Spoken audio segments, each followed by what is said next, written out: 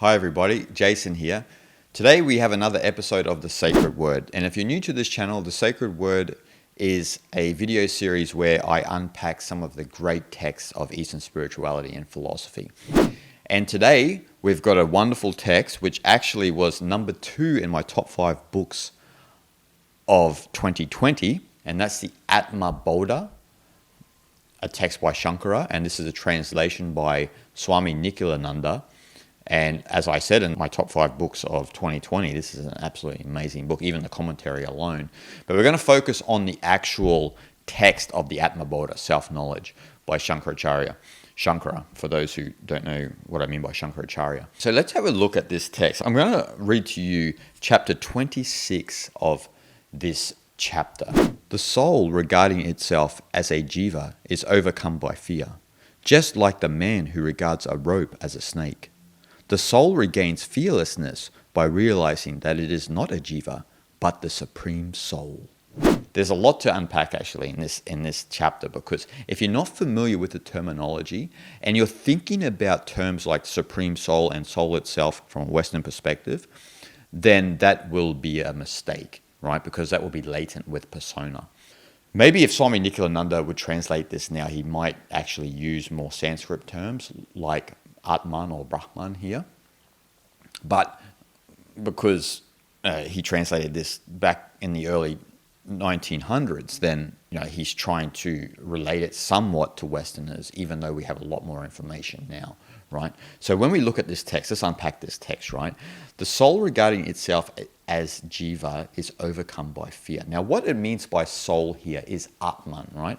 Atman is undifferentiated consciousness within all of us. It's that non-dual reality. It's undifferentiated, right? And now that undifferentiated consciousness, Atman, is identical with Brahman. This is fundamental understanding in Vedanta and Advaita Vedanta especially, is that the Atman, which is within all of us, is identical with Brahman, the ultimate reality, the undifferentiated ultimate reality, which is what we would term maybe in English as the Godhead, not God itself, because when we think, in the West, when we think of God, a lot of people think of a Lord, right? Someone, a being lording it over the world and judging you according to the way you're behaving and so forth and so on. It's a very political view of the universe.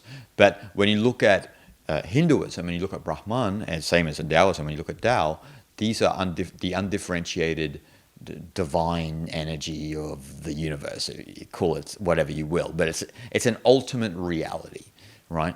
It's the ultimate reality beyond everything, especially beyond the mind. And so in that first line, it says, the soul, the Atman, regarding itself as a jiva, is overcome by fear. Jiva here in Sanskrit means persona or ego. So that which is an accumulation of your environment, your culture, your society, everything that you think of as I. So when I think of myself as Jason, the Australian and born here and learned this and so forth and so on, educated like this, this is what makes a jiva, this persona, right? And we all have it. We're all brought into this life and we develop this persona. And so we have this ego, this jiva, as they say in Sanskrit. And so it's saying here, when the Atman regarding itself as a jiva is overcome by fear, right? Why is that? Because the jiva itself feels isolated from the world. It doesn't feel connected to the world. Your persona is constantly in protection mode, in self-defense. It's survival. It's in a constant state of survival and self-preservation. It's trying to keep itself alive. And the essence of an ego, of a jiva, is separation. It's to fall for this illusion of separation. Where Atman is a complete understanding that separation is an illusion. There is no disconnect between you and I and everything else. Everything is one, everything is Brahman, all is Brahman. But the jiva falls for this illusion of separation because it builds these walls in its mind, right? Me saying I'm an Australian is a wall. Me saying I like this group over that group is a wall, an illusionary boundary I've built in my mind, which then contributes to suffering and fear of other things. That's what this line is referring to, right? The first line.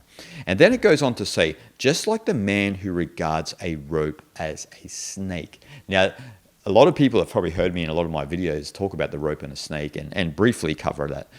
And this is often used in Vedanta, and especially Advaita Vedanta, when we talk about the rope and a snake. So what we're talking about here is that someone saw a rope, but they believed it was a snake, right? They reacted in fear because they thought that that rope was a snake. They saw a snake in the rope. So they superimposed an artificial reality onto the way it truly is. All that it really is a rope, right? But you believe it's a snake. So just like the man who regards a rope as a snake, in relation to the Atman and the Jiva, right? So the Atman is the rope, right?